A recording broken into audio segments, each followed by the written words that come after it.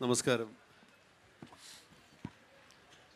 ഇതൊരു അവിയൽ സെഷനാണ്. ഇംഗ്ലീഷുണ്ട്, മലയാളമുണ്ട്, തമിഴുണ്ട്, ശകലം എല്ലാം ഉണ്ട്. അപ്പോൾ വന്ന എല്ലാവർക്കും പ്രത്യേകം നന്ദി. അയ്യ, താങ്ക് യു സോ മച്ച്. വന്ന് കപ്പു, താങ്ക് യു. പ്രത്യേകിച്ച് പെരുമാളിന്. അതെ അതെ അതെ. ഇന്നലെ ഫ്ലൈറ്റ് ക്യാൻസലായി പോയി. അത് കഴിഞ്ഞിട്ട് പുള്ളി ട്രെയിൻ എടുത്ത് തൃശ്ശൂർ വന്ന്, തൃശ്ശൂരിൽ നിന്ന് ടാക്സി എടുത്ത് ഇവിടെ വന്നേക്കുക ഈ സെഷന് വേണ്ടി. അപ്പോൾ ഞാനിവിടെ പറയുമായിരുന്നു, അയ്യയുടെ മറ്റേ ഫാൻസിനെ മുട്ടിയിട്ട് നടക്കാൻ മേലാത്ത അവസ്ഥയാണ് നമുക്കിവിടെ. അതെ, മഴ നടക്കുന്നിടത്തൊക്കെ പുള്ളിയുടെ ഫാൻസാണ്. പക്ഷേ ഇവിടെ അവിടെ അവരും വന്നില്ല, അധികം പേര് വന്നില്ല എന്ന് തോന്നുന്നു. അവരിപ്പോൾ വരുവേ, എല്ലാ ഫാൻസ് അസോസിയേഷൻ. അതുപോലെ അപ്പോൾ ഞാനും നേരെ ഈ വർഷം ആദ്യം ആസാമിൽ കൊക്രജാറിലൊരു ലിറ്റററി ഫെസ്റ്റിവൽ ചെയ്തിരുന്നു. അപ്പോൾ അത് ബേസ് ചെയ്ത് ഞങ്ങൾ ഇവിടെ എവിടെയെങ്കിലും ഒരു പ്രൊജക്ടർ ഉണ്ടെങ്കിൽ അപ്പോൻ്റെ ഇമേജസ് ഒക്കെ കാണിക്കണമെന്ന് വിചാരിച്ചാണ്. പക്ഷേ ഈ സ്റ്റേജിൽ അതിനുള്ള സൗകര്യം ഇല്ലാത്തതുകൊണ്ട് അത് കാണിക്കുന്നില്ല. അതുകൊണ്ട് തൽക്കാലം പുസ്തകം പൊക്കി കാണിച്ച് ഈ സെഷൻ തുടങ്ങുവാണ്. CS ചെല്ലപ്പ അവരുടെ പുസ്തകം വാടിവാസൽ 1949 ആണ് ഇറങ്ങിയത്. ആ നോവലിനെ അടിസ്ഥാനപ്പെടുത്തി പെരുമാളയ്യായും അപ്പവും കൂടി ചെയ്ത ഗ്രാഫിക് നോവലാണ് വാടിവാസൽ. ഇന്ന് നമ്മൾ ചർച്ച ചെയ്യുന്ന വാടിവാസൽ. ട്രാൻസ്ലേഷനാണ് വിഷയം. The subject is translation.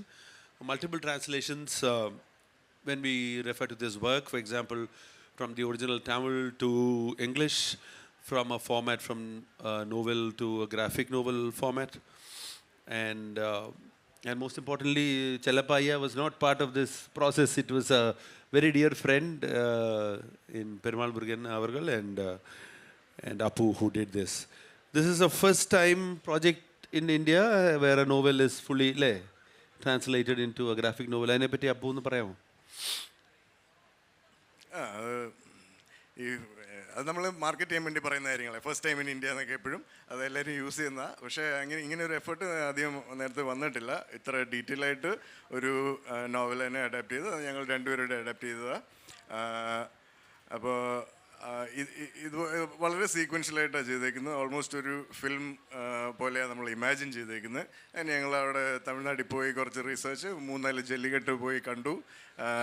Jallikattu കണ്ടിട്ടില്ലെങ്കിൽ നിങ്ങൾ പോയി കാണണം. ഒരു പട്ടുപിടിച്ച പരിപാടിയാണ്. അത് കഴിഞ്ഞിട്ട് ഇങ്ങനെ ഒരു ഇത് ഇപ്പോൾ ഇന്ത്യൻ കോമിക് സീനിൽ ഇതാദ്യമായിട്ടാണ് ഇങ്ങനെ ഒരു സാധനം വരുന്നത്.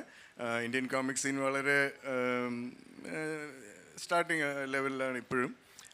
പക്ഷേ ഇങ്ങനത്തെ സീരിയസ് നോവൽസ് അല്ലെ നോവലാസ് നമ്മുടെ ഇവിടെ ഒത്തിരി കഥകളുണ്ട്. നമുക്ക് ഇങ്ങനത്തെ ഒരു വിഷ്വൽ എക്സ്പോഷർ ഇവിടെ വന്നിട്ടില്ല.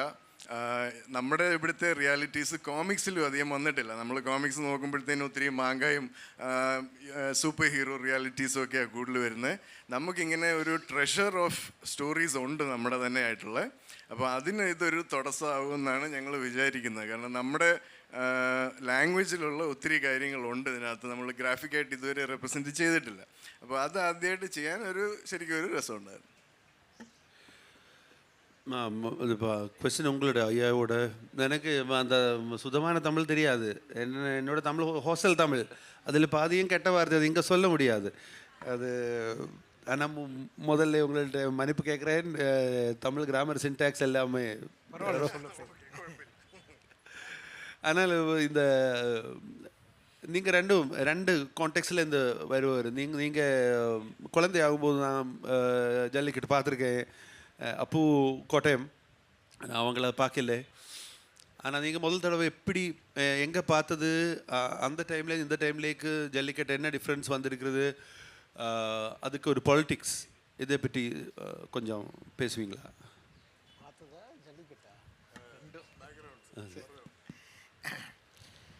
இந்த வாடிவாசல்ங்கிற நாவல்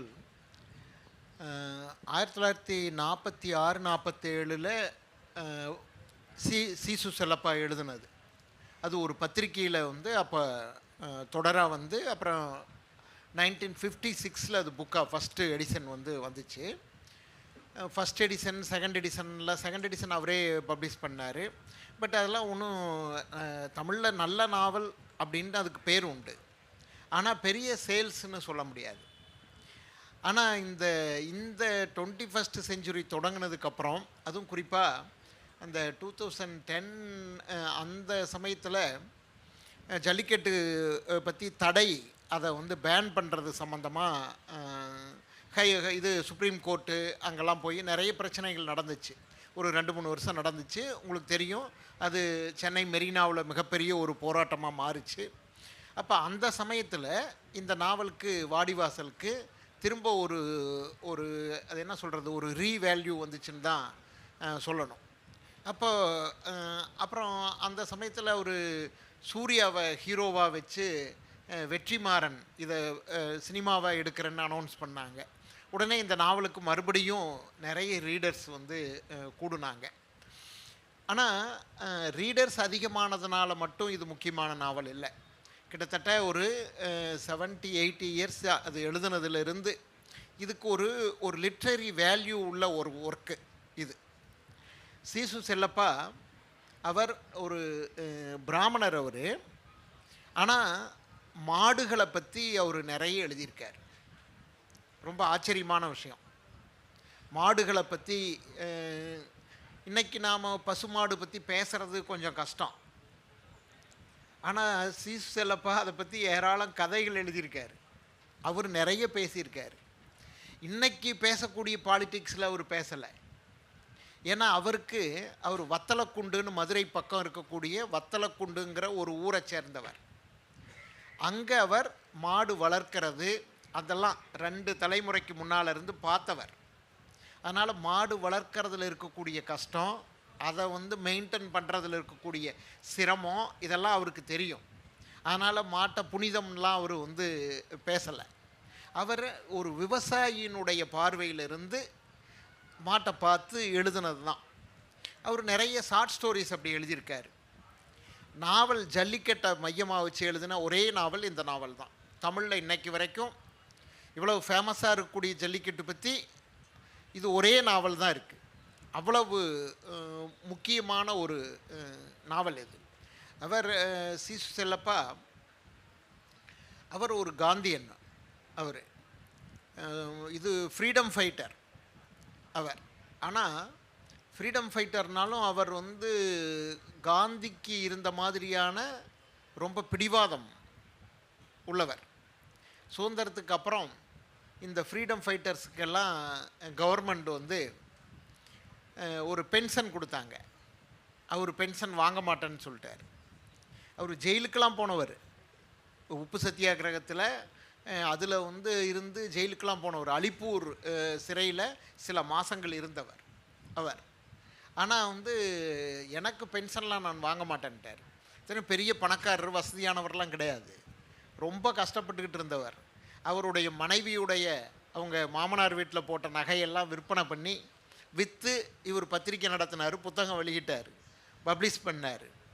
ஆனால் வந்து அவ்வளவு பிடிவாதமாக இருந்தவர்.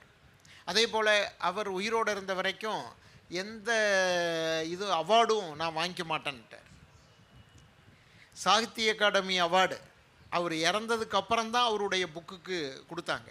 சுதந்திர தாகம்னு சொல்லிட்டு அவருடைய அந்த ஃப்ரீடம் ஸ்ட்ரகிள் எக்ஸ்பீரியன்ஸை 2 வால்யூமாக கிட்டத்தட்ட ஒரு 1500 பக்கம் எழுதியிருக்கார். அந்த புக்குக்கு வந்து அவருக்கு சாகித்ய அகாடமி அவார்டு கொடுத்தாங்க. ஆனால் அவர் இறந்ததுக்கப்புறம் அவர் ஃபேமிலி தான் அதை வாங்கிட்டாங்க. அவர் அவ்வளவு பெரிய நாவல்லாம் எழுதியிருந்தாலும் அவருடைய ஃபேமஸ் நாவல்னால் இந்த வாடிவாசல் தான். அதுக்கு காரணம் இது ஜல்லிக்கட்டை மையமாக வச்சு எழுதின நாவல் அப்படிங்கிறது தான் இதுக்கான முக்கியமான காரணம். நான் அவரை வந்து எனக்கு பெஸ்ட்டு ஃப்ரெண்டுன்னு சொன்னார். அதெல்லாம் கிடையாது. அவர் என்னை விட 2 தலைமுறை முன்னால் அவர். ஆமாம், அவர் என்னைய சண்டை போட்டு விரட்டினவர். அவருக்கு வந்து நான் ஸ்டூடெண்ட்டாக இருந்தபோது ரிசர்ச்சுக்காக அவரை நிறைய முறை சந்திச்சிருக்கேன். அவருடைய வீட்டுக்கு போயிருக்கேன், நிறைய முறை சந்தித்து பேசியிருக்கேன். அந்த கிட்டத்தட்ட அப்போ அவருக்கு 80 வயசில் இருந்தார். ஆனால் அந்த வயசுலேயும் அவ்வளவு கோபம் வரும். அந்த கோபத்துக்கு முன்னாடி ரொம்ப அற்பமான விஷயத்தை கூட ரொம்ப கோபப்படுவார். அதனால் நான் அவரை சமாளிக்க முடியாமல், இன்னும் சொல்லப்போனால் நான் வந்து என்னுடைய 20s இருந்தேன். அவர் 80s இருக்கார், நான் சாஃப்டாக இருந்தேன், அவர் வந்து ரொம்ப கோபமாக இருந்தார். அதனால் அதை என்னால் அட்ஜஸ்ட் பண்ண முடியல ஒரு கட்டம் வரைக்கும். அப்புறம் அவர்கிட்ட சண்டை போட்டுக்கிட்டு தான் நான் வெளியில் வந்துட்டேன். அவரோட பழகின அந்த எக்ஸ்பீரியன்ஸ் பற்றியெல்லாம் தமிழில் நான் எழுதியிருக்கேன், சில கட்டுரையெல்லாம் நான் எழுதியிருக்கேன். அந்த மாதிரி ரொம்ப வேகமான ஒரு ஆள். அவர் இந்த ஜல்லிக்கட்டை பற்றி எழுதுனதுங்கிறது நல்லா ஸ்டடி பண்ணி எழுதினவர். அவருக்கு எக்ஸ்பீரியன்ஸ் உண்டு. அது இல்லாமல் அவர் ஒரு ஃபோட்டோகிராஃபர், ஃபீல்டு ஒர்க்கர் அவர். அப்போ இதெல்லாம் வச்சு தான் அவர் வந்து இந்த நாவலை பண்ணார். சின்ன நாவல் தான், கிட்டத்தட்ட 100 பக்கத்துக்குள்ளே தான். ஆனால் ரொம்ப பிரமாதமான ஒரு நாவல். தமிழில் இன்றைக்கும் மிகப்பெரிய ஒரு லிட்ரரி ஒர்க்ஸ் லிஸ்ட் போட்டோம்னா அதில் வந்து இந்த வாடிவாசலுக்கும் ஒரு முக்கியமான இடம் உண்டு. இந்த நாவலை இப்படி ஒரு கிராஃபிக் நாவல் ஆக்கிறதுக்கு நான் அதில் இறங்குவேன்னு நான் நினச்சி பார்த்தது இல்லை. ஆனால் இந்த நாவல் தமிழில் திரும்ப காலச்சுவடு பப்ளிகேஷன் அது ரீஎடிஷன் போட்ட போது அதுக்கு நான் தான் ஒரு ஃபோர்வேர்டு எழுதினேன். அதுக்கு சீசு செல்லப்பா சந்தித்து கொஞ்ச நாள் பழகினதுனாலே என்னவோ அவருடைய ஒர்க்குக்கு நிறைய இதுக்கு நான் ஃபோர்வேர்டு எழுதுறதோ அல்லது கலெக்ஷன் பண்ணுறது, இந்த மாதிரி என்னுடைய வாழ்க்கையில் செல்லப்பாவும் ஒரு இடம் அவருக்கும் வந்துடுச்சு. இந்த நாவலுக்கு வந்து இதை இப்படி ஒரு கிராஃபிக்கில் வரும் அப்படின்லாம் ஒன்றும் நான் நினைக்கல. அது ஏதோ ஒரு வகையில் சொல்லப்போனால் நம்பிக்கை இல்லைனாலும் அது ஒரு வகையில் ஒரு விதி தான் போல இருக்குது. என்ன 2022ன்னு நினைக்கிறேன். அப்போ ஃப்ரான்ஸில் அப்பூப்பனை சந்தித்தோம். ஃப்ரான்ஸுக்கு ஒரு லிட்ரரி ஃபெஸ்டிவல் தான், லிட்ரரி ஃபெஸ்டிவல் இல்லை, புக் ஃபெஸ்டிவல் அங்கே வந்து பாரிஸில் நடக்கக்கூடிய ஒரு ஃப்ரெஞ்சு கவர்மெண்ட்டு ஒரு வருஷமும் நடத்தக்கூடிய பெரிய புக் ஃபெஸ்டிவல். அவங்க ஒவ்வொரு வருஷமும் ஏதாவது ஒரு கண்ட்ரியை கெஸ்ட்டாக கூப்பிடுவாங்க. அவங்களுக்கு ஸ்டால்லாம் வச்சு கொடுக்க இடம் கொடுப்பாங்க. அந்த கண்ட்ரியிலேருந்து ரைட்டர்ஸை வர வச்சு அவங்களுக்கான செஷன்லாம் ஏற்பாடு பண்ணுவாங்க. அதில் வந்து ஃப்ரான்ஸ் கவர்மெண்ட் இந்தியாவிலேருந்து சில ரைட்டர்ஸ் ஆர்டிஸ்ட்டை அவங்களுடைய கெஸ்ட்டாக கூப்பிடுறாங்க. இங்கேருந்து இந்தியன் கவர்மெண்ட் வந்து கொஞ்சம் பேரை இங்கேருந்து ரைட்டர்ஸ் இவங்களையெல்லாம் கூப்பிட்டு போகிறாங்க. இப்போ நான் அப்பூப்பன் யார் வழியாக போயிருப்போன்னு உங்களுக்கு ஒரு அனுமானம் இருக்கணும்னு நினைக்கிறேன். ஆமாம், நாங்கள் ஃப்ரான்ஸ் கவர்மெண்ட்டுடைய கெஸ்ட்டாக நாங்கள் போனோம். ஆமாம், இது இந்தியன் கவர்மெண்ட்டுடைய ஒரு டீம் கிட்டத்தட்ட 20 ரைட்டர்ஸ்னு சொல்கிறேன் நான், வேறு என்ன பேரில் சொல்கிறதுன்னு. அந்த 23 அவங்களுக்கு ஒரு லீடர், அவர் ஒரு சாமியார். ஆமாம், அவர் என்ன எழுதியிருக்காருன்னு எனக்கு தெரியல. ஆமாம், அவருடைய தலைமையில் ஒரு 23 ரைட்டர்ஸ்னு, நான் ஒருத்தர் பேரையும் நான் இங்கிலீஷ்லேயோ அல்லது தமிழ்லேயோ வேறு லாங்குவேஜ்லேயோ நான் கேட்டதில்லை. அப்படியானவங்க வந்திருந்தாங்க. இந்தியன் கவர்மெண்ட் ஒரு ஸ்டால் போட்டிருந்தாங்க. ஃப்ரான்ஸில் பாரிஸில் பார்த்திங்கன்னா இந்த ஈயெல்லாம் வந்தால் அடித்து விரட்டிடுவாங்க, ஒன்று கூட இருக்காது. ஆனால் இந்தியன் ஸ்டாலில் ஈ தான் ஓடிட்டு இருந்தது. ஆமாம், ஏன்னா அங்கே வச்சுருந்த புக்ஸ் எல்லாம் அந்த மாதிரியானது. என்ன புக்ஸ்ன்னு நான் சொல்ல விரும்பலை. ஆமாம், ஒரு இது வந்து லிட்ரரி வேல்யூ உள்ள ஒரு ஒர்க் இங்கே இருக்குதுன்னு ஒன்று கூட சொல்ல முடியாது. ஆமாம், ஆர்கானிக் கெமிஸ்ட்ரி டெக்ஸ்ட் புக்கு கேட்டார். எல்லாம் வந்து புராணங்கள், இதிகாசங்கள், இந்த மாதிரியான புக்ஸ் தான் அங்கே வச்சுருந்தாங்க. சரி, அது இருக்கட்டும். நாங்கள் வந்து ஃப்ரான்ஸ் கவர்மெண்ட்டுடைய கெஸ்ட்டாக நாங்கள் போனோம். இப்போ போன போது எங்கள் டீம் எல்லாம் அந்த இங்கேருந்து போனவங்க எல்லாம் சேர்த்து அங்கே நிறைய இடங்கள் கூப்பிட்டு போவாங்க. அப்போ தான் அப்பூப்பன் பழக்கமானார். என்னென்னு சொன்னால், நாங்கள் இந்த ரைட்டர்ஸ்னு வந்த கூட்டத்தோடு எங்களால் சேரவே முடியல. அப்போ நாங்கள் ஒரு 2-3 பேர் தான் வேறு ஆளாக இருந்தோம். அப்போ எங்களுக்குள்ளே நாங்கள் பேசிக்கிட்டு இப்போ அவங்கெல்லாம் என்ன செய்கிறாங்கன்னு கவனிச்சுக்கிட்டு அதை கமெண்ட் பண்ணிக்கிட்டு ரொம்ப சந்தோஷமாக இருந்தோம். அப்போ நானும் அப்பூப்பனும் பேசிக்கிட்டு ஒரு 2 நாள் அப்படி இருந்த ஒரு மாதிரி எங்களுக்குள்ளே ஒரு நல்ல ஃப்ரெண்ட்ஷிப் உருவாச்சு.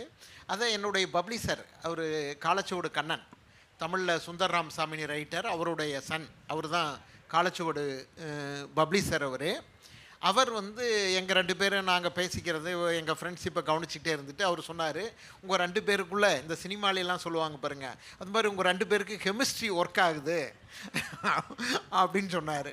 ஒரு பப்ளிஷர் வந்து என்ன பண்ணுவாருன்னா, அவங்க எப்போதும் இவங்க மூலமாக ஏதாவது ஒரு பப்ளிகேஷனுக்கு யூஸ் ஆகுமான்னு பார்ப்பாங்க.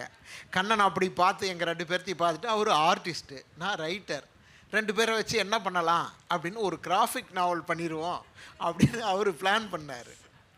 அப்போ எதை பண்ணலாங்கும் போது அவர் 2-3 இதை சொல்லும்போது வாடிவாசல் அது வந்து சரி, இப்போ ஃபேமஸாக இருக்கக்கூடிய ஒரு பிரச்சனை, அது உலகளவுக்கே அது வந்து போகிறதுக்கு வாய்ப்பு இருக்குது ஒன்று.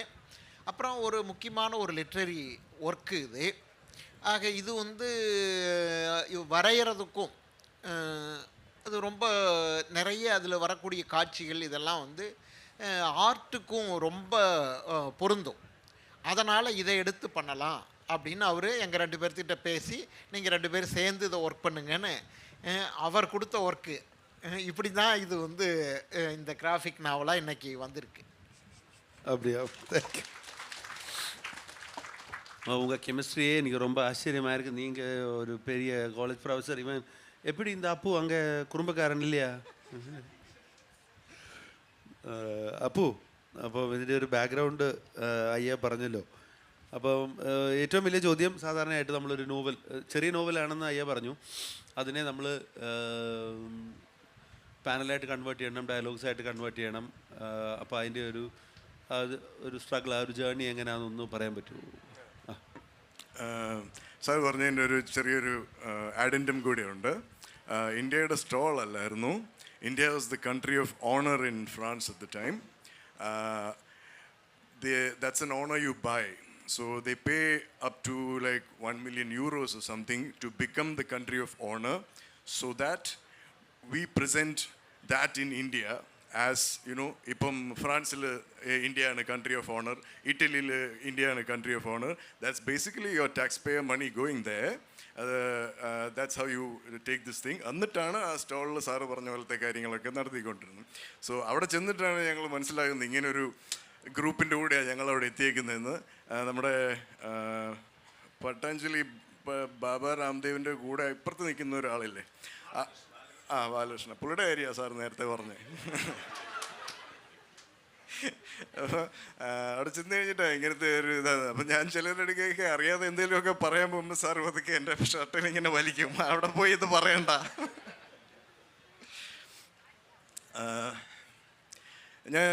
എനിക്കൊരു 6-7 ഗ്രാഫിക് നോവൽസ് ഉണ്ട്. ഞാൻ കുറേ എൻ്റെ സ്വന്തമായിട്ടൊരു ഹല എന്നൊരു വേൾഡ്, ഇപ്പോൾ എല്ലാവരും മൾട്ടിവേഴ്സ് എന്ന് പറയും, അതുപോലൊരു സാധനം ക്രിയേറ്റ് ചെയ്യാൻ ഞാൻ 20 ഇയേഴ്സായിട്ട് ട്രൈ ചെയ്തുകൊണ്ടിരിക്കുക, നടന്നുകൊണ്ടിരിക്കുക. അപ്പോൾ ഞാൻ ഓരോ കഥയ്ക്കും വേണ്ടി വിഷ്വൽ അല്ലെങ്കിൽ ആ ഫീൽ ഇച്ചിരി മാറ്റാൻ നോക്കും.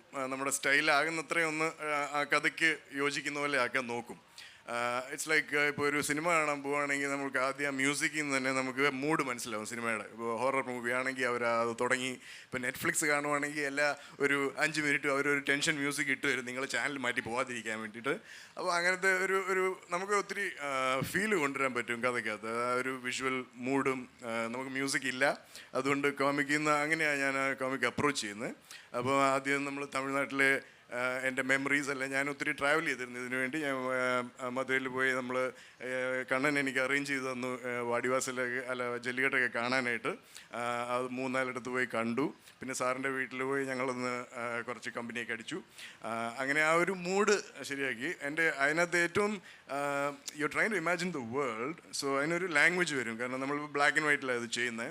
അപ്പോൾ ബ്ലാക്ക് ആൻഡ് വൈറ്റ് എനിക്ക് സെർവ് ചെയ്തു നല്ലതായിട്ട്, കാരണം ഇത് ഒരു ബ്ലാക്ക് ആൻഡ് വൈറ്റ് നോവലാണ്. In terms of theme also, അപ്പോൾ ഒരു ബുൾ വേഴ്സസ് മാൻ അങ്ങനത്തെ ഒരു ഡ്യുവാലിറ്റി അതിനകത്തുണ്ട്. ഒരു പഴയ കാലത്തെ കഥ. അപ്പോൾ നമ്മളൊരു ബ്ലാക്ക് ആൻഡ് വൈറ്റിൽ ആലോചിക്കുവാണെങ്കിൽ നമുക്ക് ആ മൂഡ് ചിലപ്പോൾ കിട്ടും. ഹാർഡ് സൺ ഉള്ള സമയം, അപ്പോൾ ഷാഡോസ് സ്ട്രോങ് ആണ്. അപ്പോൾ അതിനകത്ത് നമുക്ക് ബ്ലാക്ക് ആൻഡ് വൈറ്റ് പോലത്തെ ഒരു മൂഡ് കൊണ്ടുവരാൻ പറ്റും. So black and white was perfect for me. അത് കഴിഞ്ഞ് നമ്മൾ നോക്കുന്ന ആ ഒരു അധികം തമിഴ്നാട് കാണിക്കാൻ ഒരു ഫ്രീഡം ഇല്ല, കാരണം കഥ മുഴുവനും ജല്ലിക്കെട്ട് അറീനയ്ക്ക് അകത്താണ് നടക്കുന്നത്. അപ്പോൾ അതിനകത്ത് നമുക്ക് വിഷ്വലി ഒത്തിരി കളിക്കാനുള്ള ഓപ്പർച്യൂണിറ്റി ഇല്ല. So it's kind of limiting. പക്ഷേ ഒത്തിരി ആക്ഷനുണ്ട്. ആ ആക്ഷനിൽ കൂടെ വേണം നമ്മൾ കഥ പറയാം. അപ്പോൾ പേസിങ് ഈസ് വെരി ഇമ്പോർട്ടൻറ്റ്. അപ്പോൾ ആ കഥയുടെ പേസിങ്ങിലാണ് നമ്മൾ മൊത്തം കളിച്ചേക്കുന്നത്. കാരണം വിഷ്വലി തുടങ്ങിക്കഴിഞ്ഞ അറീനയ്ക്ക് അകത്ത് വന്നു കഴിഞ്ഞ് പിന്നെ നമുക്ക് ആൾക്കാരുടെ മുഖങ്ങൾ മാത്രമേ ഉള്ളൂ കാണിക്കാനായിട്ട്, എക്സ്പ്രഷൻസും ഒക്കെ ഉള്ളൂ കാണിക്കാൻ, പിന്നെ പുള്ളും. എനിക്ക് ഏറ്റവും ഒരു മൈൽ സ്റ്റോൺ പോലെ തോന്നിയത് എൻ്റെ ഫസ്റ്റ് പേജാണ്. ഫസ്റ്റ് പേജിൽ നമ്മൾ ആ മൂഡ് കൊണ്ടുവരണം. When you open that book you should be transformed into that place. അപ്പോൾ ഈ പന വന്നപ്പോഴത്തേനും അത് ശരിയായി. ആ ഒരൊറ്റ വിഷ്വലിൽ നമ്മൾ അവിടെ എത്തി. അത് it's not even from my real memory, it's probably a subliminal image that I have, you know like when you think of Tamil Nadu, ആ ഒരു മൂഡുണ്ട്. അപ്പോൾ ആ പന വന്നപ്പോൾ നമുക്ക് സെറ്റിംഗ് എല്ലാം കിട്ടി. അത് കഴിഞ്ഞിട്ട് പിന്നെ അവിടുന്ന് ആൾക്കാർ നടന്നു ജല്ലിക്കെട്ടിലോട്ട് പോകുന്നതിൻ്റെ വെച്ചാൽ നമ്മൾ വിഷ്വലൈസേഷൻ തുടങ്ങിയേക്കുന്നത്. മാത്യു ചുമ്മാ ബുക്ക് നോക്കിക്കൊണ്ടിരിക്കുക, അടുത്ത ക്വസ്റ്റ്യൻ ചോദിക്കുക. ഇവൻ്റെ കൂടെ പാനൽ ചെയ്യാൻ കൊള്ളിയല്ല. അപ്പോൾ അപ്പുവിൻ്റെ വർക്ക് നേരത്തെ കണ്ടിട്ടുള്ള ഒരു അപ്പു ഫാൻസ് ആരെങ്കിലും ഉണ്ടോ ഇവിടെ? സാറിൻ്റെ ഫാൻസ് ഉണ്ടോ? ഓക്കെ, ഉണ്ടോ അല്ലേ. അപ്പം ഞാൻ പറയായിരുന്നു ഡ്രീം മെഷീൻ ഞാൻ റീസെൻ്റായിട്ട് വായിച്ച book. Lines very very different. ആ ലൈൻസും ഇതും കൂടെ വെച്ച് നോക്കിയാൽ visual language is so distinctly different from what you did. Thanks. അത് ഒരു നല്ല ചാലഞ്ചായിരുന്നു എനിക്ക്. കാരണം ഇതിന് മുമ്പ് ഞാൻ ചെയ്ത book set in France, it's about AI. So ഒരു AI സയൻറ്റിസ്റ്റ് എനിക്ക് കുറച്ച് AI പറ്റി പഠിപ്പിച്ചു തന്നു. So then I had to write and draw the book called dream machine. അതുകൊണ്ട് ഇവിടെയൊക്കെ അവിടെ എങ്ങാണ്ട് ഒരു സ്റ്റോളുണ്ട്, അവിടെ ആ ബുക്കൊക്കെ ഉണ്ട് കേട്ടോ. ഇത് ഈ വാടിവാസലും ഉണ്ട്. പക്ഷേ സ്റ്റൈൽസ് രണ്ടും ഫ്രം പീരിയഡ് തമിഴ്നാട് അങ്ങോട്ടാണ് പോകേണ്ടത്. ഒരു സ്ലൈറ്റ്ലി ഫ്യൂച്ചറിസ്റ്റിക് ഫ്രാൻസിൽ നിന്ന് നമ്മൾ ആ കഥ ചെയ്യുന്നത്. അപ്പോൾ ആ ഒരു വർഷം അതേലായിരുന്നു വർക്ക് ചെയ്യുന്നത്. അടുത്ത വർഷം നമ്മൾ വന്നിട്ട് പീരിയഡ് തമിഴ്നാട്ടിലോട്ട് പോയപ്പോൾ ശരിക്കും ഒരു നല്ല ഡിഫറൻസ് ഉണ്ടായിരുന്നു അതിനകത്ത്. And if the book works then I am very happy. Thanks Mathew. Okay, ഇനിയും ചോദിക്കണോ? ഇല്ല, വേണ്ട, ഇല്ലേ. അപ്പോൾ അയ്യാ ഒരു നോവലിലെ എന്താ സെറ്റിങ്, കളർ, ഇതെല്ലാം വാർത്തകളിൽ അല്ലേ வரது. அது இவங்க அப்பு அது பேனல்ஸாக ஆர்ட்டாக கன்வெர்ட் பண்ணார். ஆனால் நீங்கள் ஒரு எத்தனை 5000 வாக்கோ சார்? 7500 வாக்கோ நீங்கள் ஒரு இல்லை ஒரு கொஞ்சம் நோவலுக்கு கன்சைஸாக ஒரு இது முதல்ல கொடுத்தில்லையா அவங்கள்ட்ட ஸ்கிரிப்ட் கொடுத்தாங்க. அப்போ பிட்வீன் யூ ஒரு ட்ரஸ்ட், நம்பிக்கை வேணும் இல்லையா நீங்கள் கொடுக்குறது அவங்கள. அந்த எக்ஸ்பீரியன்ஸ் எப்படி இருந்தது கூட சொல்லுவீங்களா ப்ளீஸ்? தேங்க்யூ. எனக்கு முதல்ல எப்படி இதை பண்ணுறதுன்னு ரொம்ப யோசனையாக தான் இருந்துச்சு. ஏன்னா இவர் அப்பூபன் ஏற்கனவே பண்ணின ஒர்க்கெல்லாம் எனக்கு காட்டினார். அதெல்லாம் பார்த்தா அதில் வேர்ட்ஸ் ரொம்ப குறைச்சல். சிலதில் வேர்ட்ஸே எதுவுமே கிடையாது, ஒன்றுமே இல்லை, படம் மட்டும்தான் இருக்கும். அப்போ அவர் படம் மூலமாக ஒரு விஷயத்தை கதை சொல்கிறவர். பட் எனக்கு, நான் ஒரு ரைட்டராக எனக்கு வேர்ட்ஸ் தான் முக்கியம். எனக்கு ஏராளம் வார்த்தைகள் வேணும். அப்போ இது எப்படி ரெண்டு பேரும் இணைஞ்சு பண்ணுறது அப்படின்னு எனக்கு முதல்ல யோசனையாக தான் இருந்துச்சு. பட்டு நம்ம ஒரு சினிமாவுக்கு ஒரு ஸ்கிரிப்ட் எழுதுகிற மாதிரி ஒரு நாவலை கிராஃபிக்கு மாற்றும்போது ஒரு ஸ்கிரிப்ட் எழுதிடுறதுன்னு நாங்கள் முடிவு பண்ணோம். அப்போ ஸ்கிரிப்ட் எவ்வளோ வார்த்தைக்குள்ளே இருக்கலாம் அப்படிங்கிற மாதிரி ஒரு 3000-4000 வார்த்தை வரைக்கும் இருக்கலாம். பட் அவர் அது வரையும் போது நான் எழுதியிருக்கிறதுல சிலதில் அவர் படமாக காட்டிட்டா அதை எழுதியிருக்கிறது வேண்டியதில்லை. சில இடத்துல மட்டும் தேவைப்படக்கூடிய இடத்துல டைலாக் வச்சுக்கலாம், தேவைப்படக்கூடிய இடத்துல ஒரு டிஸ்கிரிப்ஷன் சின்ன ஒரு சென்டென்ஸ் 2 சென்டென்ஸில் இருக்கலாம். அப்படிங்கிற மாதிரி நாங்கள் பேசிக்கிட்டோம். அதனால் இப்போ எனக்கு நான் எழுதின எல்லாமே அப்படியே புக்கில் வரணும்னு எனக்கு அந்த எண்ணம் முதல்லையே காலி ஆயிடுச்சு. ஆமாம். அதுக்கப்புறம் நான் எழுதி முடித்ததுக்கப்புறம் அவர் அதிலிருந்து படம் பண்ணினது போக நான் ஒரு 3000 வார்த்தைக்கு மேலே எழுதியிருப்பேன். அவர் கிட்டத்தட்ட ஒரு 1000 வார்த்தைகள் தான் இதில் யூஸ் பண்ணியிருப்பார். ஆமாம் ஆமாம். அது அந்த மாதிரியான ஒரு அண்டர்ஸ்டாண்டிங் எங்களுக்குள்ளே பேசித்தான் நாங்கள் அதுக்கு வர முடிஞ்சிச்சு. ஏன்னா இப்போது நிறைய இதில் ஒரு ரைட்டர் தான் எழுதின எல்லாம் வரணும்னு நினைப்பாங்க. ஆனால் நாம் இன்னொரு மீடியத்துக்குள்ளே போகிறோங்கிற அந்த கான்சியஸ் எனக்கு இருந்துச்சு. ஏன்னா இது வார்த்தையில் மட்டும் கதை சொல்கிறது இல்லை, இன்னும் சொல்ல போனோம்னா படம் தான் கதை சொல்லும். வார்த்தை அதுக்கு ஹெல்ப் பண்ணுறது தான். அதுதான் இதனுடைய அடிப்படையே அப்படிங்கிறது அந்த புரிதல் இருந்ததுனால எங்களுக்குள்ளே எந்த பிரச்சனையும் வரல. நான் எழுதி கொடுத்தேன், அவர் அப்புறம் பண்ணார். அவருக்கு குழப்பம் இருக்கக்கூடிய இடங்கள், அவர் மலையாளத்தில் இந்த நாவல் டிரான்ஸ்லேட் ஆகிருக்கு, மலையாளத்தில் வாசித்தார், இங்கிலீஷில் வாசித்தார். மலையாளத்தில் வாசித்ததை விட இங்கிலீஷ் தான் நல்லா இருக்குதுன்னு சொன்னார். அதிலெல்லாம் வாசிச்சுட்டு அப்போவும் அவருக்கு நிறைய இடங்கள் வந்து சந்தேகம் இருந்துச்சு. காரணம் என்னென்னா, நாம் வாசிக்கும்போது கதையாக வாசிச்சிருவோம், பட் அவர் ஒரு சீனும் எடுத்து பண்ணும்போது நிறைய சந்தேகங்கள் வரும். நீங்கள் டிரான்ஸ்லேட் பண்ணும்போதே பார்த்தீங்கன்னா நிறைய பேருக்கு சந்தேகம் வரும். டிரான்ஸ்லேட்டருக்கு நிறைய சந்தேகம் கேட்பாங்க அவங்களுக்கு. ஏன்னா அது அந்த கிளாரிட்டி கிடைக்கணுங்கிறதுக்காக கேட்பாங்க. அது மாதிரி இவருக்கு நிறைய இடங்கள் அந்த மாதிரி டவுட்டு வந்தக்கூடிய, அவர் இத்தனைக்கும் போய் நேரடியாக ஜல்லிக்கட்டை பார்த்துட்டு வந்தார். மதுரைக்கு போய் ரொம்ப ஃபேமஸான அலங்காநல்லூர் ஜல்லிக்கட்டெல்லாம் அவர் பார்த்தார். ஆனால் என்னென்னா, இவர் பார்த்த காலத்துக்கும் இந்த நாவலில் இருக்கிற காலத்துக்கும் கிட்டத்தட்ட 60-70 வருஷம் டிஃப்ரென்ஸ். இப்போ இருக்கிற மாதிரியான அமைப்பு, இப்போ இருக்கிற மாதிரியான ஃபெசிலிட்டிஸ் எல்லாம் அப்போ கிடையாது. அந்த வித்தியாசங்கள் இருந்தது. அதனால் வந்து அப்போ இந்த நாவலில் வரக்கூடிய அந்த காலத்தை அதை பற்றி கொஞ்சம் கூடுதலாக எக்ஸ்பிளைன் பண்ண வேண்டியிருந்தது.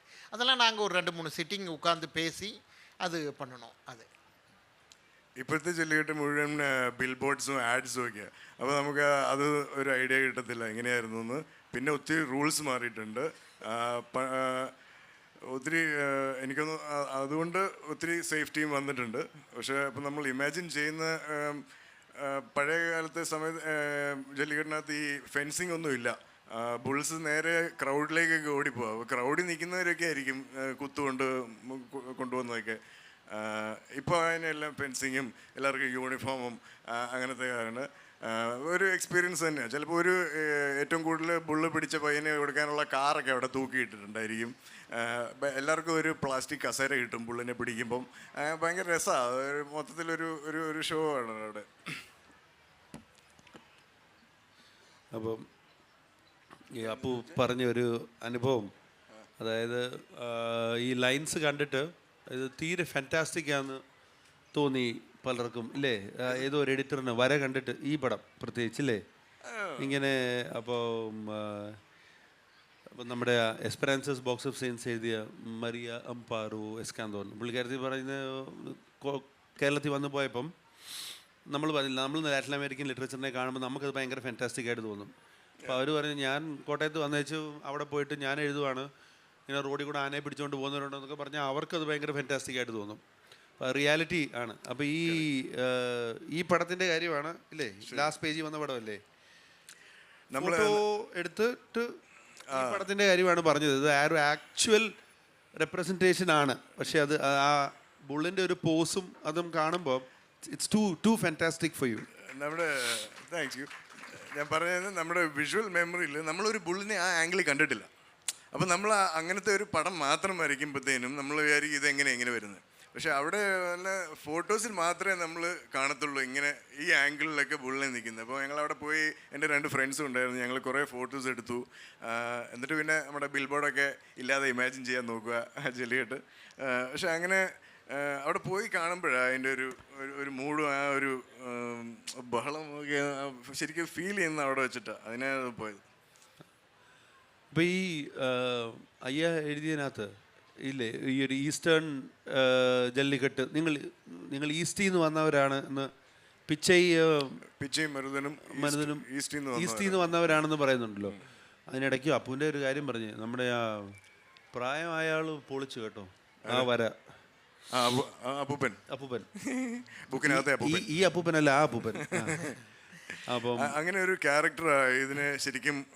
എനിക്ക് തോന്നുന്നു ആ കഥയുടെ ബാക്ക് ബോണായിട്ട് ഇരിക്കുന്ന അങ്ങനത്തെ ഒരു ക്യാരക്ടറാണ് പുള്ളി നമ്മുടെ ഓഡിയൻസിൻ്റെ മൂഡ് പുള്ളി ഇങ്ങനെ എപ്പോഴും റിഫ്ലക്റ്റ് ചെയ്തുകൊണ്ടിരിക്കും. ആദ്യം പുള്ളി ഈ പിച്ചി മരുതൻ എന്ന് പറഞ്ഞവരാ കാളയെ പിടിക്കാൻ വരുന്നവർ, അവരെ ഇച്ചിരി കളിയാക്കി ആദ്യം സംസാരിക്കുന്നത്. അത് കഴിഞ്ഞ് പതുക്കെ പുള്ളി അവർ പറയുന്നത് കേൾക്കാൻ തുടങ്ങും. അത് കഴിഞ്ഞ് പുള്ളി ഓരോ റൂൾസ് പറഞ്ഞു കൊടുക്കാൻ തുടങ്ങും.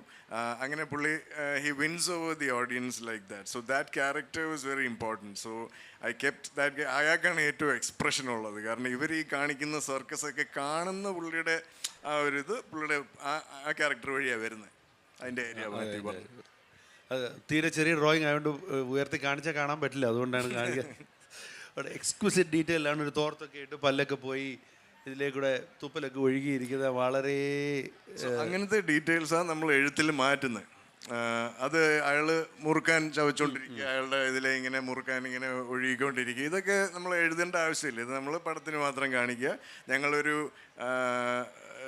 റൂളായിട്ട് ഫോളോ ചെയ്യുന്നത് എഴുതിയ കാര്യം പടത്തിൽ കാണിക്കാതിരിക്കുക, പടത്തിലുള്ള കാര്യം എഴുത്തിൽ കാണിക്കാതിരിക്കുക. So you treat the audience slightly intelligent people.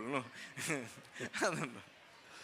இதுக்கு அப்பூபன் வந்து நிறைய விஷயம் ஒர்க் பண்ணார். எனக்கு இப்போ நான் ஒரு ரைட்டராக வந்து அவன் வேட்டி கட்டி இருந்தான்னு நான் ஒரு வரி எழுதிட்டு போயிடுவேன். பட் அவருக்கு வந்து வேட்டினா அது எப்படி கட்டியிருக்கான், என்ன அந்த காலத்தில் ஒரு 50 இயர்ஸுக்கு முன்னாடி என்ன மாதிரி அவங்க ட்ரெஸ் கோடு எப்படி இருந்துச்சு, அது எத்தனை மடிப்பு இருக்கணும், இந்த மாதிரியெல்லாம் ஒரு ஆர்டிஸ்ட்டுக்கு தேவை இருக்குது. அவரோட ஒர்க் பண்ணும்போது தான் எனக்கு அதெல்லாம் புரிஞ்சுது. அதே மாதிரி அவங்க என்ன மாதிரி கையில் வளையம் போட்டிருப்பாங்களா, என்ன முடி எப்படி வச்சுருப்பாங்க, எவ்வளோ விஷயங்களில் வந்து அவர் ஒர்க் பண்ண வேண்டியது இருந்துச்சு. அதெல்லாம் ரொம்ப பண்ணார். அது See, it happens only because the collaboration works like that. It's not easy. ഞാൻ ആദ്യം പേരെടുക്ക് കൊളാബറേറ്റ് ചെയ്യാൻ എനിക്ക് പേടിയാണ്. പക്ഷേ ഈ ഒരു കണക്ഷൻ എനിക്ക് ഫസ്റ്റ്ലി ഞാൻ പണ്ട് തൊട്ട് സാറിൻ്റെ ഒരു ഫാനായിരുന്നു. അപ്പോൾ സാറിൻ്റെ കൂടെ വർക്ക് ചെയ്യാന്ന് പറയുന്ന opportunity I'm not gonna turn off just like that. അത് കഴിഞ്ഞ് നമ്മൾ വർക്ക് ചെയ്യാൻ തുടങ്ങിയപ്പോൾ എനിക്ക് അതിൻ്റെ ഒരു ഈസും വന്നു. കാരണം it's not easy like to cut down Perumal Murugan's writing and say no not needed. I'm not that kind of an editor or anything. But he's so welcoming with all that. Like എന്നോട് ചോദിച്ചിട്ട് അത് മാറ്റും, പുള്ളി തന്നെ മാറ്റും. അപ്പോൾ ഭയങ്കര easy ആക്കി തന്നു എനിക്ക്. അതുകൊണ്ടാണ് സാറിനോട് വർക്ക് ചെയ്യാനായിട്ട് അത്രയും രസമായിട്ട് വന്നത്. And book also. അപ്പോൾ ഞങ്ങളുടെ ഒരു സ്റ്റാൻഡിങ് ജോക്ക് ഉണ്ട്. സാറിൻ്റെ കൂടെ വർക്ക് ചെയ്യുമ്പോഴത്തേനും നമ്മൾ ഒത്തിരി കാര്യങ്ങൾ പഠിക്കുക. ഞാൻ കഥ പറയാനായിട്ട് ഇപ്പോൾ എനിക്കൊരു കുറേ കൂടെ കോൺഫിഡൻസ് ഉണ്ട്. ഞാൻ സാറിൻ്റെ കൂടെ എൻ്റെ കഥ പറയുന്ന ചോപ്സൊക്കെ ഞാൻ അവിടെ നിന്ന് ട്രൈ ചെയ്തു. സാർ ആക്സെപ്റ്റ് ചെയ്തു, അല്ലെങ്കിൽ സാർ നല്ലതെന്ന് പറഞ്ഞു. അപ്പോൾ ഞാൻ ഓർത്തു എനിക്കും കുറച്ച് കഥയൊക്കെ പറയാൻ എനിക്കും പറ്റും. അപ്പോൾ അങ്ങനെ ഇരിക്കുന്ന ഒരു ഇതിലാണ് ഇത് വരുന്നത്. നല്ല രസമായിരുന്നു. അപ്പോൾ അപ്പോൾ കഴിഞ്ഞ ഒരു വർഷം ഒരു 6 months സാർ എന്നെ ബുള്ളിനെ വരയ്ക്കാൻ പഠിപ്പിച്ചു. ഞാൻ ബുള്ളിനെ വരച്ചിട്ടുണ്ട്. അപ്പോൾ ഇപ്പോൾ ഞങ്ങളുടെ അടുത്ത ഐഡിയ എന്നാന്ന് വെച്ച് കഴിഞ്ഞാൽ ഇനിയുള്ള അടുത്ത 6 മാസം സാർ എന്നെ ആടിനെ വരയ്ക്കാൻ പഠിപ്പിക്കുമെന്നാണ് നമ്മുടെ പ്ലാൻ. സാറിൻ്റെ ഒരു ബുക്കുണ്ട് പുന്നാച്ചി എന്ന് പറഞ്ഞിട്ട്, അതറിയാമല്ലോ എല്ലാവർക്കും. അപ്പോൾ ഞങ്ങൾ അത് നിങ്ങളൊക്കെ കുറച്ച് ഫണ്ട്സ് തന്നാൽ ഞങ്ങൾ അതിനെ അഡാപ്റ്റ് ചെയ്യാനുള്ള കാര്യം ആലോചിച്ചുകൊണ്ടിരിക്കുക. നിന്റെ എഴുത്ത് കൊള്ളാമെന്ന് അയ്യ പറഞ്ഞോ? എഴുത്തുകൊള്ളാന്ന് പറഞ്ഞല്ലോ, പക്ഷെ നമ്മുടെ കഥ തിങ്കിങ് ശരിയാണ്, അതിൽ മാറ്റമൊന്നും വേണ്ടെന്ന്. പിന്നെ സങ്കടപ്പെടുത്തണ്ടെന്ന് വിചാരിച്ചു പറഞ്ഞതല്ലേ പറയാൻ പറ്റുള്ളൂ. പുള്ളി ഇവിടെ ഇരിപ്പുണ്ടല്ലോ, പുള്ളി ഇല്ലായിരുന്നു ഞാൻ പറയായിരുന്നു. ചുമ്മാ പറഞ്ഞ കേട്ടോ, ഞങ്ങൾ സുഹൃത്തുക്കളായതുകൊണ്ട് ഈ ഒരു ബാൻഡറുണ്ട് എപ്പോഴും. അപ്പോൾ ഇനിയിപ്പോൾ നമുക്ക് 5 minute പൂട്ടണമെന്നാ കൊച്ചു വന്ന് പറഞ്ഞേ. നിങ്ങളുടെ ഓട്ടോഗ്രാഫിൻ്റെ വന്നത് അതൊന്നും കൊള്ളാം, നീ ഇരിക്കുമ്പോഴാ. പിന്നെ അപ്പോൾ ப்ரீஃப்லி இதில் நீங்கள் சொல்லியிருக்கேன். நாங்கள் எங்கேயாவது பார்க்கும்போது ஜல்லிக்கட்டு ஒரு ஒரே ஆர்ட் ஃபார்ம் ஆகிட்டு தெரியுது. ஆனால் இந்த நோவலில், கிராஃபிக் நோவலில் நீங்கள் ஈஸ்டின்னு வருது, அங்கே ஜல்லிக்கட்டு டிஃப்ரெண்ட் ஆகிட்டு இருக்குது. இந்த நடக்கிற இடத்துல ஜல்லிக்கட்டு டிஃப்ரெண்ட் ஆகிட்டு இருக்குது. என்ன டிஃப்ரென்ஸ் அது சொல்லுவீங்களா? ஜல்லிக்கட்டில் வந்து தமிழ்நாடு முழுக்க வெவ்வேறு இடங்களில் நடக்குது. நிறைய டிஃப்ரென்ஸ் உண்டு அதில். இதுக்கு ஒரு பெரிய ஹிஸ்ட்ரியும் உண்டு. நீங்கள் எப்படி தமிழ் லிட்ரேச்சருக்கு வந்து ஒரு 2000 years அப்படின்னு நாம் வந்து சொல்கிறோம், அதே 2000 years வந்து இந்த ஜல்லிக்கட்டுக்கும் ஹிஸ்ட்ரி உண்டு. இது நீங்கள் சங்கம் லிட்ரேச்சரில் கலித்தொகைன்னு ஒரு நூல், அந்த லிட்ரேச்சரில் ஜல்லிக்கட்டு பற்றி கிட்டத்தட்ட 18 போயம்ஸ் இருக்குது சங்கம் லிட்ரேச்சரில். அவ்வளவு பழமையான ஒரு விளையாட்டு இந்த ஜல்லிக்கட்டு. இது அப்போ இதுக்கு பேர் ஜல்லிக்கட்டுன்னு பேர் கிடையாது, ஏறு தழுவுதல். ஏறு அப்படின்னு சொன்னால் காளை, மாட்டு காளை. தழுவுதல்ங்கிறது கட்டி பிடிச்சி அதை அடக்கிறதுங்கிற பொருளில் ஏறு தழுவுதல் அப்படின்னு தான் இதுக்கு பேர். அவ்வளவு பழசு. அப்போ இருந்து நீங்கள் அதுக்கப்புறம் பார்த்தீங்கன்னா நிறைய அதுக்கு எவிடன்சஸ் உண்டு. இந்த மாடு அடக்க போகிறதுல ஜல்லிக்கட்டில் செத்து போன ஆளுக்கு அவங்களுக்கு கல் நடுவாங்க, அதுக்கு நடுகல்னு பேர், அதுக்கு பூஜையெல்லாம் பண்ணுவாங்க. அந்த மாதிரி அந்த கல்லில் அந்த செத்துப்போன ஆளுடைய சிற்பத்தை செதுக்கி வச்சு வழிபடுறது, அதுக்கு பூஜை பண்ணுறது, அந்த வழக்கம்லாம் இருந்திருக்கு. இன்றைக்கும் கூட நிறைய கல் அந்த மாதிரி கிடைக்குது. அந்த காலத்தில் விலங்குகளால் செத்து போனவர்கள், புலியோட போராடி செத்து போன ஆள், புலி கூட விளையாட்டு கிடையாது ஜல்லிக்கட்டு மாதிரி, பட் புலி தாக்க வரும்போது அதோட போராடி செத்து போன ஆளுக்கு புலிக்குத்தி கல் அப்படின்னு ஒரு கல் நட்டு அவங்கள ஹானர் பண்ணுவாங்க. அது மாதிரி மாட்டை அடக்கி அதில் செத்து போன ஆளுக்கு அவங்களுக்கு காளை குத்திக்கல் அப்படின்னு அதுக்கு கல் வச்சு வழிபாடு பூஜை பண்ணுவாங்க, அவங்கள ஹானர் பண்ணியிருக்காங்க. இது மாதிரி ரொம்ப உண்டு. இதில் இன்னைக்கு நீங்கள் தமிழ்நாட்டில் பார்த்திங்கன்னா எல்லா இடத்துலையுமே இந்த மாதிரி ஜல்லிக்கட்டு மாட்டை அடக்கிறது அப்படிங்கிறது இல்லை, நிறைய ஃபார்ம்ஸ் இருக்குது. மாடுகளுக்கு ரேஸ் வைக்கிறது உண்டு. இப்போ நெக்ஸ்ட்டு ஜனவரி தை மாதம் பொங்கல் வரும்போது நிறைய ஊர்களில் மாடுகளை ஓட விடுவாங்க. வெவ்வேறு ஊர்களிலிருந்து மாடு வளர்க்குறவங்கலாம் கொண்டு வருவாங்க, ஒரு இடத்துக்கு கொண்டு வந்து அந்த மாடுகளை குறிப்பிட்ட தூரம் நாம் 500 மீட்டர் 800 மீட்டருங்கிற மாதிரி வச்சு அந்த மாடுகளுக்கு ஓட்டப்பந்தயம் அது நடக்கும். அதில் ஃபஸ்ட்டு வரக்கூடிய மாட்டுக்கு பரிசு கொடுப்பாங்க. இப்படி உண்டு. அப்புறம் ஒரு நாள் வந்து சில ஊர்களில் என்ன பண்ணுவாங்கன்னா அவங்க கட்டுத்தறியில் அந்த ஊரில் இருக்கக்கூடிய மாடுகள் எல்லாத்தையும் அவுத்து விட்டுருவாங்க, எல்லாம் கட்டி வச்சுருப்பாங்க, கயிறு போட்டு கட்டி வச்சுருப்பாங்க பாருங்கள். ஒரு நாள் வந்து எல்லாத்தையும் கயிறெல்லாம் அவிழ்த்து விட்டுருவாங்க. அது மாடுகள் சும்மா அப்படி திரியும், விருப்பப்பட்டதை போய் மேயும், யாரும் எதுவும் செய்ய மாட்டாங்க. ஒரு நாள் முழுக்க அப்படி இருக்கும். அப்புறம் சாயங்காலத்தில் அங்கங்கே போய் எல்லாம் கொண்டு வந்து கட்டுவாங்க. இந்த மாதிரி பல ஃபார்ம்ஸ் இருக்குது. அதனால் ஒன்றே தான் அப்படிங்கிறது கிடையாது. இந்த மாட்டை அடக்கிறது இது வந்து சில ஊர்களில், தமிழ்நாடு முழுக்க கிட்டத்தட்ட எனக்கு தெரிய ஒரு 20 ஊர்களில் இருக்கும். இது சில ஊர்களில் ரொம்ப பெரிய அளவுக்கு நடக்கும், சில ஊர்களில் ஒரு சின்ன அளவுக்கு நடக்கும். அந்த மாதிரி இன்றைக்கும் ஒரு 20 ஊர்களில் நடக்குது. நான் வந்து நாமக்கல் மாவட்டம், நாமக்கல் டிஸ்ட்ரிக்டில் 3 ஊர்களில் இப்போ இதே மாதிரி நடக்கிறது உண்டு. இந்த மாதிரி உண்டு. இதுக்கு இப்போ நிறைய கண்டிஷன்ஸ் எல்லாம் போட்டு இதில் யாரும் சாகாத மாதிரி, அவங்களுக்கு எந்த பிரச்சனையும் வராத மாதிரி நிறைய கோர்ட்டுடைய அவங்க தான் அந்த கண்டிஷன்லாம் ஃபாலோ பண்ணி இப்போ நிறைய விஷயம் பண்ணுறாங்க. இப்போவும் தொடர்ந்து நடக்குது. ஆனால் இந்த மாதிரி நிறைய இருக்கும். இப்போ ஜனவரியில் தொடங்கி கிட்டத்தட்ட ஒரு 3 மந்த்ஸுக்கு தமிழ்நாடு முழுக்க அங்கங்கே நடந்துக்கிட்டே இருக்கும். இது வந்து ஒரு அக்ரிகல்ச்சர் சொசைட்டியுடைய ஒரு கல்ச்சர். இது அதனால தான் இன்றைக்கி வரைக்கும் நடக்குது. நம்ம கண்ட்ரி வந்து இன்னும் அக்ரிகல்ச்சர்லேருந்து முழுசாக மாறிடலை. இன்றைக்கும் இப்போ வந்து ஏதாவது தமிழ்நாட்டில் புயல் வந்திருக்குதுன்னா முதல்ல வந்து டெல்டா மாவட்டங்களில் என்ன பயிர்களுக்கு என்ன பாதிப்புன்னு தான் வருது. வீடுகள் பாதிப்பு, நகரத்தில் பாதிப்பு எல்லாம் விட டெல்டாவில் நெல் பயிர் என்ன பாதிப்பு வந்துச்சு அப்படிங்கிறது தான் முக்கியமான நியூஸாக வருது. அந்த அளவுக்கு ஒரு அக்ரிகல்ச்சர் சார்ந்த ஒரு சொசைட்டி அது. அப்போ அதில் வந்து ஆடு மாடுகளுக்கு முக்கியமான இடம் உண்டு. அந்த கண்டினியூஷன் தான், அதுதான் இன்றைக்கி வரைக்கும் இந்த ஜல்லிக்கட்டை காப்பாற்றிக்கிட்டு வருது. இது ஒரு கல்ச்சராக இருக்குது, அதுதான் முக்கியமான காரணம். தேங்க்யூ. இனியும் நிறைய கேள்வி இருக்குது, ஆனால் ஆடியன்ஸுக்காக ஓப்பன் பண்ணுறோம். அப்போது ஆடியன்ஸ். வணக்கம் ஐயா. வணக்கங்க. நெஞ்சத்தை தொட்டிங்க. இது என்னோட சம்சாரம். அவங்க வந்து உங்களோட புணாச்சியும் பயிரும் படித்து கண்ணில் கண்ணீர் வந்தது. ஸோ என்னோட இது ஐயா அனுதமானா ஒரு லைன் பாடி அதை பேஸ் பண்ணி உங்கள்கிட்ட ஒரு கொஸ்டின் கேட்பேன். ஒரு லைன் தமிழில் பாடி அதை பேஸ் பண்ணி ஒரு சின்ன கொஸ்டின் உங்களுக்கு பண்ணலாமா? கண்ணுக்குள் நடந்த காட்சிகள் எல்லாம் கனவாகி போனதடா, கனவாகி போனதடா. Sir, why I am not able to translate this line into English? இது டிரான்ஸ்லேட்டர் கிட்ட கேட்க வேண்டிய கேள்வி. நான் எப்படி இல்லை sir, there was an interview by you where you said the Tamil heart is very difficult to capture in the English medium.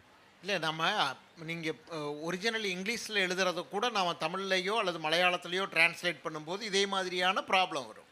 ஏன்னா ஒரு லாங்குவேஜுக்குன்னு ஒரு அதுக்குன்னு ஒரு பெக்கூலியரான ஒரு தனித்தன்மைகள்லாம் உண்டு. அதனால் நம்ம தமிழ்லேருந்து இங்கிலீஷ்க்கோ மலையாளத்துக்கோ போகும்போது தான் இந்த பிரச்சனை. அதை அப்படியே எப்படி பண்ணுறதுங்கிற சிக்கல்னு நான் நினைக்கல.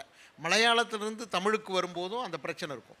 இப்போ நான் சமீபத்தில் மலையாளம் ரைட்டர் கோவிலனுடைய தட்டகம்னு ஒரு நாவல், அந்த நாவல் தமிழ் டிரான்ஸ்லேஷன் இருக்குது. அதை நான் படிச்சிட்ருக்கேன். படிக்கும்போது பார்த்திங்கன்னா, நீங்கள் எல்லாம் நிறைய பேர் தமிழில் இருந்து மலையாளம் வந்தது, தமிழ் வார்த்தைகள் நிறைய மலையாளத்தில் இருக்குது அப்படின்லாம் சொல்லுவீங்க.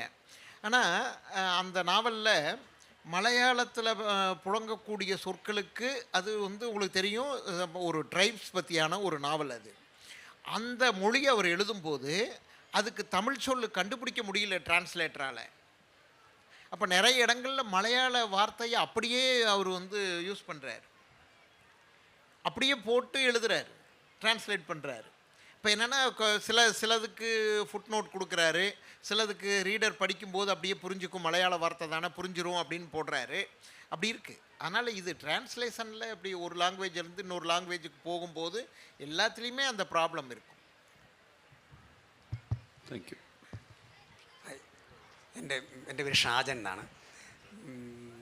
കോട്ടയം പള്ളിക്കൂടം സ്കൂളിൻ്റെ പ്രിൻസിപ്പൾ, ദീർഘകാലം പ്രിൻസിപ്പളായിരുന്ന മേരി റോയ് റിട്ടയർ ചെയ്ത് ഇറങ്ങുന്ന സമയത്ത് മലയാള മനോരമയിലൊരു കവർ സ്റ്റോറി വന്നിരുന്നു, ഇനി ഞാൻ ഇറങ്ങട്ടെ എന്ന് പറഞ്ഞ്. അതിൽ തൻ്റെ ദീർഘകാലത്തെ സ്റ്റുഡൻസിൽ ഓർത്തിരിക്കുന്ന, ഏറ്റവും പ്രിയപ്പെട്ടതായിട്ട് ഓർത്തിരിക്കുന്ന 3 കുട്ടികളുടെ പേര് പറയുന്നുണ്ട്.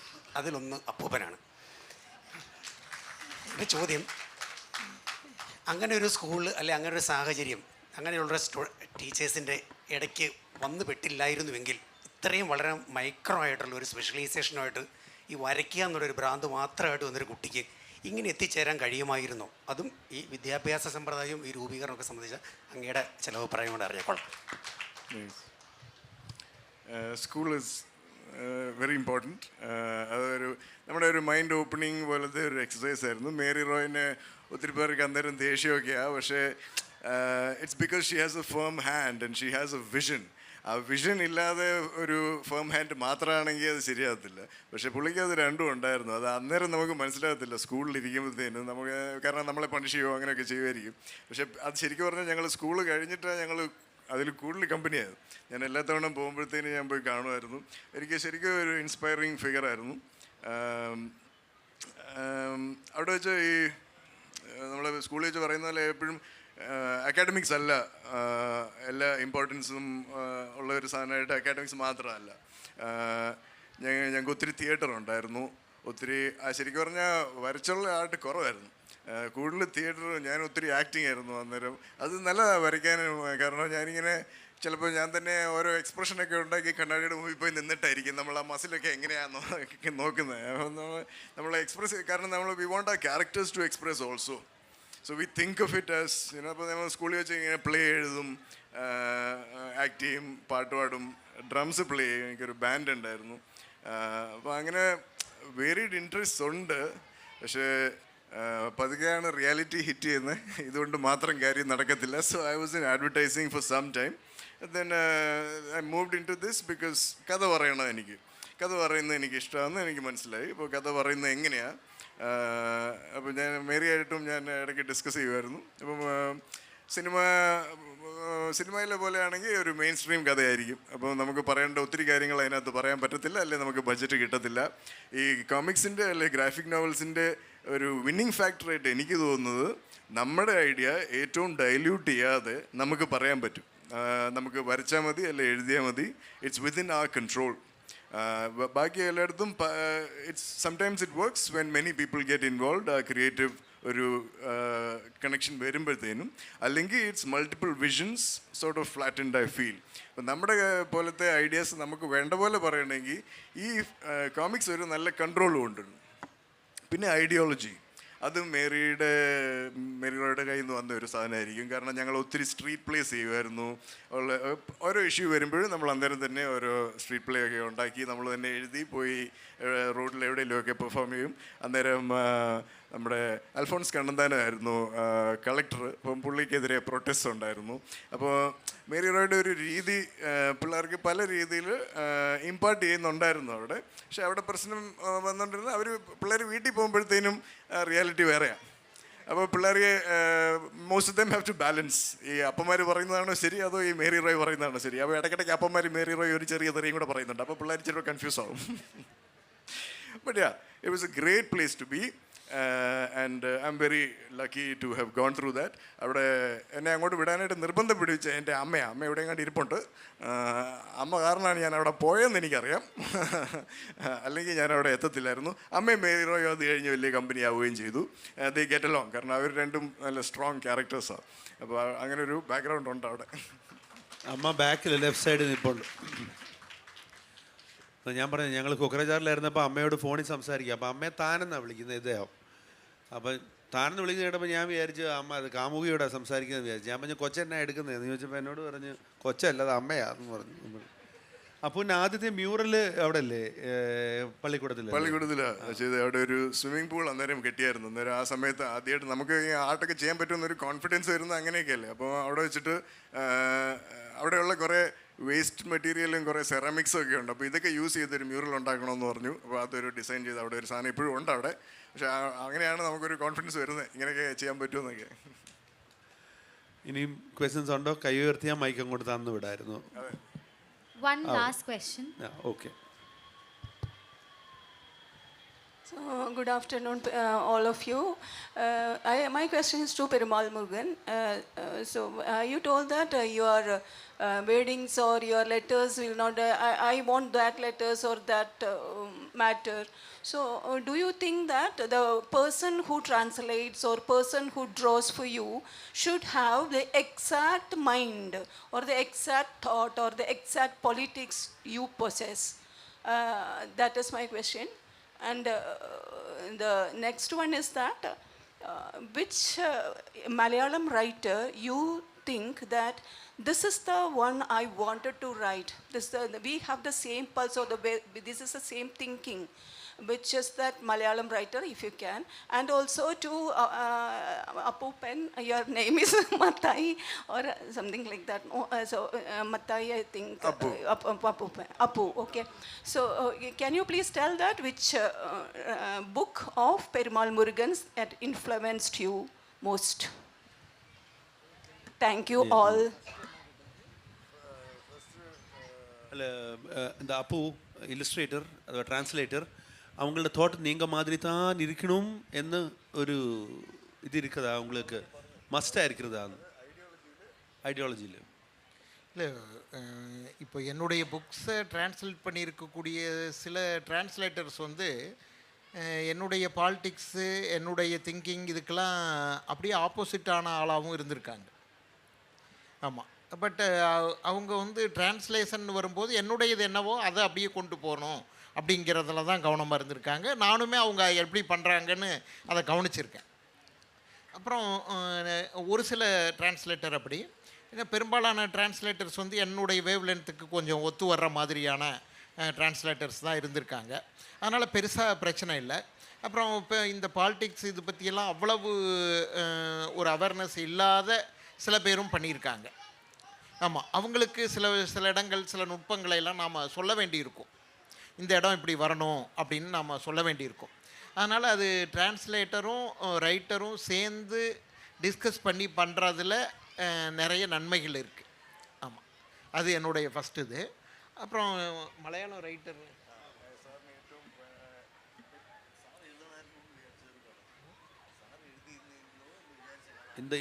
இந்த புக் நான் எழுதியிருந்தேன். அது எனக்கு மலையாள ரைட்டர்ஸ் நிறைய பேர் எனக்கு ரொம்ப பிடிச்ச ரைட்டர்ஸ் இருக்கிறாங்க. குறிப்பாக ஷார்ட் ஸ்டோரிஸில் எனக்கு வந்து பஷீருடைய கதைகள் வந்து எனக்கு ரொம்ப ரொம்ப பிடிச்சது. பஷீருடைய கிட்டத்தட்ட எல்லா ஷார்ட் ஸ்டோரிஸுமே தமிழில் டிரான்ஸ்லேட் ஆகிருக்கு. நாவல்லையும் கூட பெரும்பாலும் ஆயிருக்கு. இன்னும் ஒரு புக்கோ 2 புக்கோ தான் டிரான்ஸ்லேட் ஆகலைன்னு சொன்னாங்க. அவருடைய சொல்முறையும் அவர் எடுத்துக்கூடிய தீமு இது எல்லாமே எனக்கு உண்மையில் ஒரு மிகப்பெரிய ஒரு ரைட்டராக அவர் மேலே எனக்கு மிகப்பெரிய ஒரு வழிபாட்டு உணர்வே எனக்கு வந்து உண்டு. அப்போ last part of what you were asking him, I think it's not the words that get translated or edited or anything. That's fine. I think the thought behind it or the underlying thing has to be kept intact. So if your ideology is different or you think different about caste politics and then you try to convert Perumal's work into a graphic novel, then maybe you'll change some tectonic plates underneath and it might not be his work at all. So I think that's where the important part of the translation or another version is. അത് കഴിഞ്ഞ് പിന്നെ അപ്പൂപ്പൻ അല്ലേ എനിക്ക് as an artist I realise that we will end up നമ്മളെ book കൊണ്ടുപോകുന്നിട്ട് പിന്നെ നമ്മൾ അത് തന്നെ പ്രൊമോട്ട് ചെയ്തുകൊണ്ടിരിക്കും. അപ്പോൾ നമ്മൾ നമ്മുടെ സ്വന്തം പേര് തന്നെ ഇങ്ങനെ പ്രൊമോട്ട് ചെയ്യുന്ന ഒരു ജോലിയായിരിക്കും ഇനിയുള്ള കുറേ നാൾ. അപ്പം അതിനൊരു ജോക്ക് വേണ്ടേ, ഒരു കോമിക് ആർട്ടിസ്റ്റ് ആകുമ്പോൾ അതിനകത്തൊരു ജോക്ക് വേണ്ടേ. അങ്ങനെ അപ്പൂപ്പൻ്റെ അപ്പോൾ അങ്ങനെ അപ്പൂപ്പൻ എന്ന് പേരിട്ട് ബിക്കോസ് ഇറ്റ്സ് ഫണി ഓൾസോ. പിന്നെ നാട്ടിൽ പറയുമ്പോൾ ആൾക്കാരൊക്കെ അയ്യോ അപ്പൂപ്പനോ അങ്ങനെ വിളിക്കുന്നത്, അങ്ങനെ ഒരു റിയാക്ഷൻ ഉണ്ട്. അപ്പോൾ അതെനിക്ക് രസമാണ്. പിന്നെ ലക്നൗവിലൊക്കെ ചെല്ലുമ്പോൾ അവർ നമ്മളെ അപ്പൂപ്പൻ ജി എന്ന് വിളിക്കുക. അപ്പോൾ അതെനിക്ക് ഭയങ്കര രസമാണ്. As a comic artist, I think if we take ourselves too seriously, then we lose the plot. ഞാൻ ഒത്തിരി പൊളിറ്റിക്കൽ സെറ്റയറൊക്കെ ചെയ്യുന്ന ആളാണ്. അപ്പോൾ ഇങ്ങനെ ഒരു പേരുണ്ടെങ്കിൽ നമുക്ക് അതിൽ തന്നെ ഒരു ജോക്ക് ഉണ്ടെന്നുള്ള ഒരു ഐഡിയ ആയിരുന്നു. പിന്നെ ഒരു ജോർജ് ഓർവെൽ ഒരു പെന്നേമാന്ന് എനിക്ക് ഒത്തിരി കഴിഞ്ഞിട്ടാണ് മനസ്സിലായത്. പുള്ളിയുടെ ശരിക്കുള്ള പേര് എറിക് ആർത്തർ ബ്ലെയർ എന്ന്. അപ്പോൾ ഞാൻ ഓർത്ത് അതൊരു നല്ല ഐഡിയ, എനിക്കും വേണം അങ്ങനെ ഒരെണ്ണം. അപ്പോൾ നമുക്കിവിടെ നിർത്താം. ഞാൻ ആസാമിൽ വെച്ചില്ല സാർ, ഒരു സമയം കഴിഞ്ഞു പോയി. അതുകൊണ്ടാണ് ഒന്നും വിചാരിക്കരുത്. രണ്ടുപേരും ഇവിടെ ഉണ്ട്, സ്റ്റേജിൽ നിന്ന് ഇറങ്ങിയാലും സാറിന് ചോദിക്കാനുള്ള സ്വാതന്ത്ര്യമുണ്ട്. ആസാമിൽ വെച്ച് ഞാൻ അപ്പൂൻ്റെ അപ്പൂപ്പൻ എന്ന് മലയാളത്തിൽ എഴുതി. അപ്പോൾ എന്നോടൊന്ന് പറഞ്ഞു ഇങ്ങനെയല്ല എഴുതുന്നത്, രണ്ടാമത്തത് ഇപ്പായല്ല എന്ന് പറഞ്ഞു, അപ്പു പെൻ എന്നാണ് എഴുതുന്നത് എന്ന് പറഞ്ഞു. അന്നേരമാണ് ഞാൻ മനസ്സിലാകുന്നത് ഇങ്ങനെയൊരു ஐயா ரொம்ப நன்றி இங்கே வந்ததுக்கும் இந்த எஃபர்ட்டுக்கும். அப்பு தேங்க்யூ ஸோ மச் இருக்குது.